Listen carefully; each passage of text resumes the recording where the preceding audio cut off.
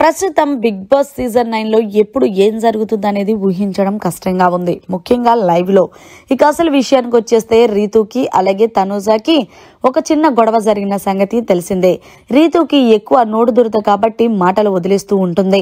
ఇక ఇందులో భాగంగానే తనూజ ఏదైతే నామినేషన్ చేస్తున్న సమయంలో తనూజ పాయింట్స్ అసలు వ్యాలిడ్ గా ఉండవంటూ బిగ్ బాస్ కి కంప్లైంట్ చేసింది. కానీ అది మీకు ఎపిసోడ్ లో చూపించలేదు. ఇక ఇందులో భాగంగానే తనూజ చాలా ఫీల్ అయింది ఆ విషయంలో. సో అయినా సరే రీతు అయితే గనక ఒంటరిగా కూర్చొని తనూజ మాట్లాడట్లేదంటూ ఫీల్ అవుతూ, నేను అందరూ కూడా డెమోన్ పవన్ తోనే ఉంటది రీతు, ఎవరితోనే మాట్లాడదు అని అనుకుంటారు. కానీ నేను తనూజ దగ్గరికి వెళ్ళి మాట్లాడినా తనూజ నాతో మాట్లాడట్లేదు బిగ్ బాస్ అంటూ బాధపడింది.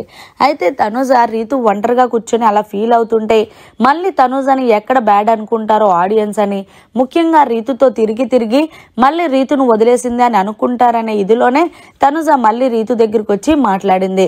రీతు, నేను నీ విషయంలో ఏదైతే చేస్తున్నానో అది సారీ. ఎందుకంటే నువ్వు ఆ మాట అనేటప్పటికీ నేను తీసుకోలేకపోయాను. నువ్వు నా ఫ్రెండ్ కాబట్టి నువ్వే అంటే మిగిలిన వాళ్ళకి అనే ఛాన్స్ ఉంటది కదా.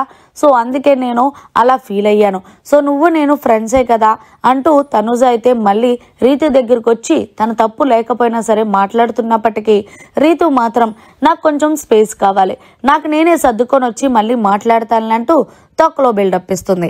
అసలు ఇక్కడ తప్పు చేసింది రీతు.